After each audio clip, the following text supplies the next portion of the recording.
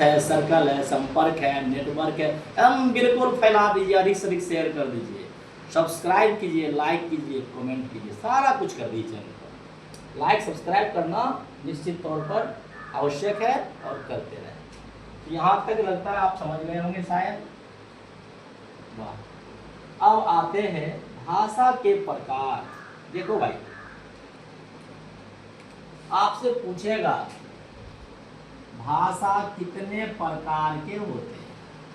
थोड़ा ध्यान देंगे, कभी कभी प्रकार होता है और कभी प्रकार के जगह पता है क्या करता है हुआ, प्रकार नहीं दे करके रूप भी दे देता है।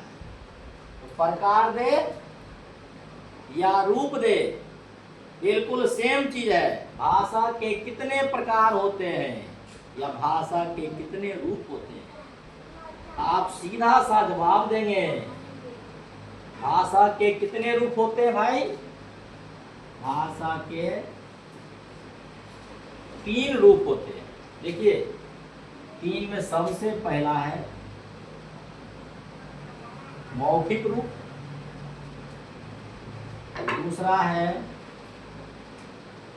लिखित रूप और तीसरा है मेरे दोस्त सांकेतिक रूप। भाषा के कितने रूप होते हैं?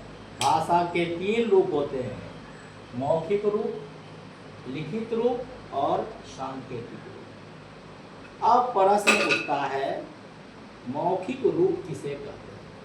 पता है क्या कहेंगे आप? वैसा भाषा जिसमें हम लोग बोल करके अपनी विचार, अपनी भावना दूसरे व्यक्ति तक पहुंचाए। अगर आप बोल करके व्यक्त करेंगे मेरे भाई तो क्या कहलाएगा? अगर आप बोल करके अपनी विचार दूसरे व्यक्ति तक पहुंचाएंगे तो क्या कहलाएगा भाई? मौखिक रूप कहते हैं। भाषा का यह रूप क्या कहलाएगा भाई? मौखिक रूप कहलाएगा। मैं छोटा एग्जांपल देता हूं। आप लोग अभी तक के लाइफ में भाषण जरूर दिए होंगे स्टेज पर। जब आप स्पीच देने जाते हो, जो स्टेज संचालक होते हैं आपका नाम लेते हैं, फलाना कुमार, आप जाते हो, मैक आपको मिल जाती है ना। अब बताओ आप भाषण क्या करते हो? उसमें बोलते हो या भाषण लिखना शुरू कर देते हो? बोलते ही हो ना। हाँ, इसी को बोलते हैं मौखिक रूप। आशा है मौखिक रूप समझ में आ गया होगा। आइए अब चलते हैं लिखित रूप। मेरे भाई लिखित रूप क्या कहलाता है? भाषा का वह रूप जिसमें हम लोग क्या करते हैं? जिसमें हम लोग लिख करके अपना विचार दूसरे मनुष्य तक पहुंचाते हैं। इसी को क्या कहते हैं? लिखित रूप कहते हैं। जैसे अभी आपका इन दिनों पेपर चल रहा है, अब परीक्षा देंगे, है ना। स्कूल में बैठते हो, क्या होता है? आंसर शीट आपको दे दी जाती है, क्वेश्चन शीट आपको दे दी जाती है ना। प्रश्न पत्र मिल गए, उत्तर पुस्तिका आपको मिल गई। अब बताओ क्या करते हो? क्वेश्चन पढ़ते हो। क्वेश्चन पढ़ने के बाद जवाब अगर आपको आ रहा होता है तो आप क्या करते हो? कलम का यूं ढक्कन खोलते हो, फटाफट लिखना शुरू कर दो। क्या है ये? लिखित रूप है। यहाँ भी दिक्कत है तो बोर्ड का जो फॉर्मेट आपको दिख रहा है, पूरा बोर्ड का जो फॉर्मेट आपको दिख रहा होगा अभी मेरे दोस्त, ये भाषा का लिखित रूप है। और यहाँ से देखिए आपको अपने साइड स्क्रीन, पूरा स्क्रीन पर दिखाई दे रहा होगा लिखित रूप। ये भाषा का लिखित रूप है ना। और जो मैं बोल कर एक्सप्लेन कर रहा हूँ ये मौखिक रूप है। उम्मीद है आप दोनों रूप समझ गए। आइए मेरे प्यारे, अब चलते हैं सांकेतिक रूप। सांकेतिक रूप, सांकेतिक का मतलब क्या? सांकेतिक का मतलब होता है मेरे दोस्त, संकेत या इसी का दूसरा नाम है इशारा। भाषा का वह रूप जिसमें हम लोग क्या करते हैं, संकेत के द्वारा, इशारा के द्वारा अपना भावना, अपना विचार दूसरे व्यक्ति तक व्यक्त करते हैं ना।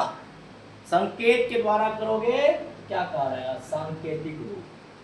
अक्सर आप देखते होंगे विद्यालय में, हम लोग शिक्षा से संबंधित है, एग्जाम्पल तो बाहर ही देंगे नहीं, क्लास में मास्टर साहब लिख रहे होते हैं बोर्ड पर, बिजी रहते हैं, या कुछ मास्टर साहब के मुंह में पान भरी होती है, बच्चे कहते हैं सर 5 मिनट जाए, पता है शिक्षक साहब क्या कहेंगे, या फिर नहीं तो ऐसे करेंगे। क्या है ये, सांकेतिक रूप। बच्चा दरवाजा पर आकर के परमिशन ले रहा है, क्या श्रीमान मैं अंदर आ सकता हूँ, मैं आई कम इन सर, तो सर क्या बोलते हैं पता है, ऐसे करेंगे या फिर ऐसे करेंगे।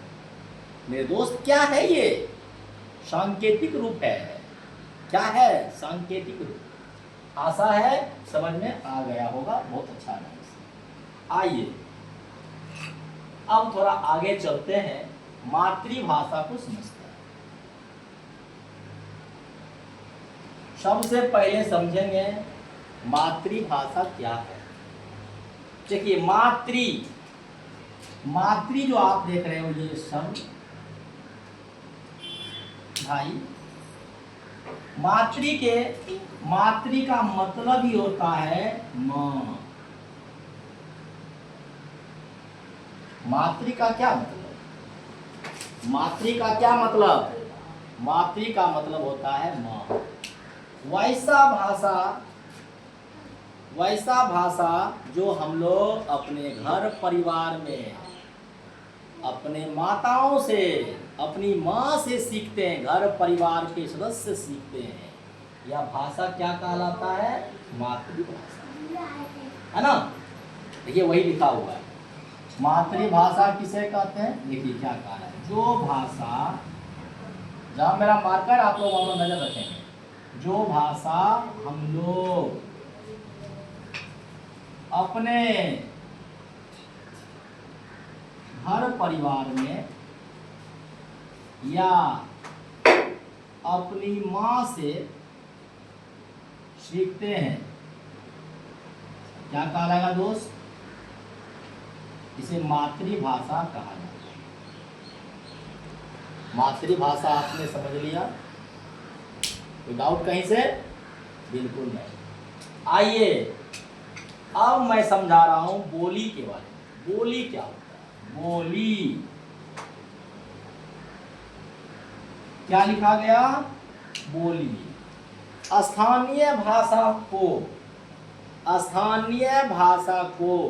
बोली कहा जाता है, सिंपल लैंग्वेज, लोकल लैंग्वेज। हमारे समाज में कुछ बड़े बुजुर्ग हैं जो बच्चे से कहेंगे, किसी को बोलेंगे घौर लिखी, किसी को कहेगा खौर लिखी, ऐसा तो आदमी है। अब बताइए आप या हम ना तो घौर लिख सकते हैं ना खौर लिख सकते हैं। क्यों, सबसे पहली बात यह है कि भाषा नहीं है, बोली है। बोली को लिखना मुश्किल होता है क्योंकि इसके पास अपनी लिपि नहीं होती है। लिपि होती है क्या, लिपि नहीं होती। तो बोली किसे कहेंगे, स्थानीय भाषा को बोली कहते हैं। आया समझ में, तो प्रॉब्लम कहीं से। आइए अब पढ़ते हैं राष्ट्रीय भाषा। क्या पढ़ते हैं, राष्ट्रीय भाषा क्या है, सुनिएगा। किसी देश में सबसे अधिक जो भाषा बोली जाती है, किसी देश में सबसे अधिक जो भाषा बोली जाती है, इसी भाषा को राष्ट्रीय भाषा के नाम से जानते हैं। आप लोग कंफ्यूज नहीं होइएगा कि भारत में सबसे ज़्यादा हिंदी बोली जा रही है तो भारत की राष्ट्रीय भाषा हिंदी होगी। बिल्कुल कंफ्यूज नहीं करिएगा, ये हमारी राष्ट्रभाषा नहीं है, हिंदी हमारी राजभाषा है, थोड़ा अब बाद में है, नियम से बाहर। क्या आप लोग यहाँ समझ गए, इसी चीज को आप देखिए लिखा हुआ है यहाँ पर, मैं दिखाना चाहूंगा। किसी देश में सबसे अधिक बोली जाने वाली भाषा, जिस भाषा को सबसे अधिक लोग बोलते हैं क्या कहलाता है भाई? राष्ट्रीय भाषा कहलाता है। आशा है आप लोग शायद बढ़िया से समझ गए होंगे। आइए आगे देखते हैं। और आगे बढ़ने से पहले जरा आप लोगों को मैं कहना चाहूँगा, प्लीज़ रिक्वेस्ट है मेरे चैनल को अधिक से अधिक अपने दोस्तों के बीच शेयर करें।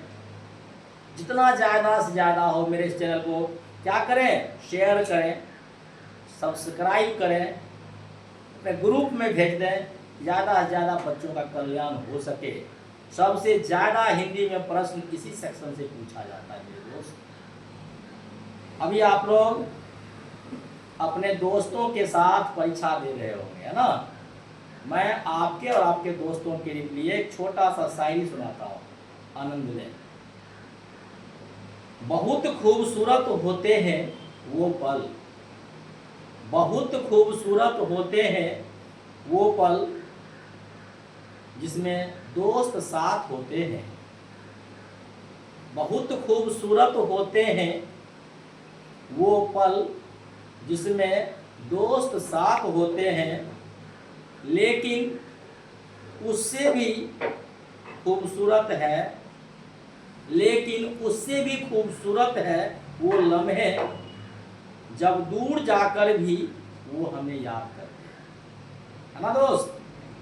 बिल्कुल दोस्ती के नाम ये शायरी था। आप लोग जमकर आनंद लें एग्जाम का। अब मैं जरा आगे बढ़ता हूँ, देखिए क्या कहा जा रहा है।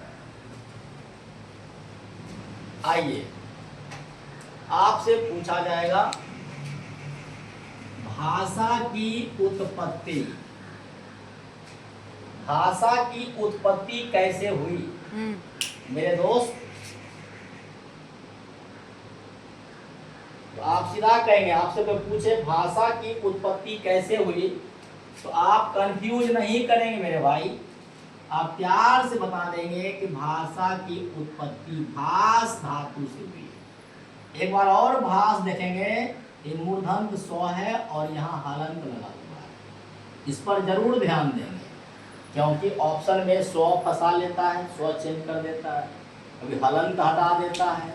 इस सब में आपको कंफ्यूजन बनाएगा, कंफ्यूज क्रिएट करेगा। भाषा की उत्पत्ति किससे हुई है भाई? भास धातु से हुई है। ओके, आइए आपसे कहीं एग्जाम में पूछ ले कि भास का अर्थ क्या होता है, भास का मतलब क्या होता है, आप सीधा कहेंगे भास का मतलब होता है बोलना। भास का मतलब क्या होता है भाई? इसका मतलब होता है बोलना, है ना। आइए अब आपसे क्वेश्चन पूछा जा सकता है, भाषा का वर्णन संविधान के किस अनुसूची में है? देखिए ध्यान से, भाषा का वर्णन संविधान के किस अनुसूची में है? आप कहेंगे, देखिएगा क्या कहेंगे आप कहेंगे भाषा का वर्णन जो है संविधान के 8वीं अनुसूची में। यहाँ सब सेक्शन से क्वेश्चन बनता है भाई, ध्यान दें। अब पूछेगा संविधान के 8वीं अनुसूची में कुल कितने भाषा को मान्यता दिया गया है? मेरे दोस्त यहाँ देखिए, संविधान में 8वीं सूची में कुल कितने भाषा को मान्यता दिया गया? तो आप कहेंगे 22 भाषा को मान्यता दिया गया है ना। बहुत अच्छा। अब आपके मन में प्रश्न उठेगा कि 22 भाषा कौन कौन सा है? देखिए, सबसे पहला है मेरे दोस्त असमिया, दूसरी भाषा बंगाली, तीसरी भाषा बोडो, चौथी भाषा डोगरी, पांचवी गुजराती और 6 नंबर का भाषा है हिंदी, 7वां पर कन्नड़, 8वां पर कश्मीरी, 9वां पर कोंकणी, 10वां पर मैथिली, 11वां पर मलयालम, 12वां पर मणिपुरी, 13वां पर मराठी, 14वां पर नेपाली, 15 पर उड़िया, 16 पर पंजाबी, 17 संस्कृत, 18 संथाली, 19 सिंधी, 20 तमिल, 21 तेलुगु और 22 में मेरे दोस्त उर्दू। हमारे संविधान के 8वीं अनुसूची में यही 22 भाषा का उल्लेख है। हो जाएगा दोस्त प्रॉब्लम। अब थोड़ा सा आगे बढ़ते हैं, आपसे और कुछ पूछ ले। संविधान के किस अनुच्छेद में, अनुच्छेद पूछेगा, संविधान के किस अनुच्छेद में भाषा का वर्णन किया गया है? अनुच्छेद कहेगा मेरे भाई 343 बोलोगे, अनुच्छेद 343 बोलोगे, अनुच्छेद 343। भाषा का वर्णन किस अनुच्छेद में है? 343। और आपसे भाग कहीं पूछ ले कि भाषा का उल्लेख संविधान के किस भाग में है? भाग, भाग कहेगा मेरे भाई, बिल्कुल कंफ्यूज नहीं करना, बोल देना भाग नंबर 17। कुछ क्वेश्चन मिस नहीं होगा, एक भी क्वेश्चन आपका मिस्टेक होने अब नहीं है। आइए, लिपि से तो मुझे लगता है 1 से 2 नंबर पक्का है। 1 से 2 नंबर इस सेक्शन से निश्चित आता, मैं मेंशन भी कर देता हूँ, लिख भी देता हूँ। 1 से 2 नंबर इस सेक्शन से क्वेश्चन आता है, चाहे 10वीं का एग्जाम हो या 12वीं का हो, 9th हो, 8th हो, कहीं में भी पूछ लेता है। सबसे पहला प्रश्न है, लिपि किसे कहते हैं? लिपि सीधा कहोगे, पता क्या कहोगे? भाषा लिखने के लिए जिस चिन्ह का प्रयोग किया जाता है, चिन्ह का, भाषा लिखने के लिए हम लोग जिस चिन्ह का प्रयोग करते हैं मेरे दोस्त, वही चिन्ह कहलाता है लिपि। आया समझ में? ऐसा ऑब्जेक्टिव बना लेगा, भाषा लिखने के लिए जिस चिन्ह का प्रयोग किया जाता है, चिन्ह क्या कहलाता? क्या कहेंगे आप? लिपि। अब देखिए लिपि से क्वेश्चन क्या बनाएगा, पूछेगा हिंदी की लिपि कौन सी है? आप कहेंगे देवनागरी। आपसे संस्कृत का लिपि पूछेगा मेरे भाई, क्या बोलेंगे? देवनागरी, है ना। आपसे अंग्रेजी का लिपि पूछे, क्या कहेंगे? रोमन। आपसे उर्दू का लिपि पूछे, क्या कहेंगे? फारसी। पंजाबी का लिपि पूछेगा, आप कहेंगे गुरुमुखी। मराठी पूछ कहेगा, मराठी का लिपि क्या है? आप बोलेंगे देवनागरी। मैं आपको ट्रिक बता दे रहा हूं, थोड़ा काम देगा। इस इतना लिपि के बाद 1 2 3 4 5 6 लिपि के बाद सीधा दिमाग में डाल लीजिए, 6 भाषा के बाद अगर 7वां कोई भाषा दिया और आपसे लिपि पूछ लिया, समझ गए? 6 भाषा दिया, एक हिंदी, दूसरा संस्कृत, तीसरा अंग्रेजी, चौथा उर्दू, 5वां पंजाबी और 6ठा मराठी। 6 भाषा के अलावा 7वां कोई भी भाषा दे और आपसे लिपि कहे, जो भाषा होगा वही लिपि होगा, सेम टू सेम मार देना। हो गया दोस्त? क्या क्लास कैसा लगा? आज कमेंट बॉक्स में निश्चित तौर पर आप लोग शेयर करेंगे और मैं चाहूँगा कि मेरे चैनल को ज़्यादा से ज़्यादा सब्सक्राइब करें, लाइक करें, कमेंट करें और अपने दोस्तों जहाँ जहाँ आपका संबंधी है, दोस्ती है, हर जगह मेरे चैनल को भेज दें और निश्चित तौर पर मेरे साथ बने रहें, मैं अच्छी तैयारी करवा दूँगा।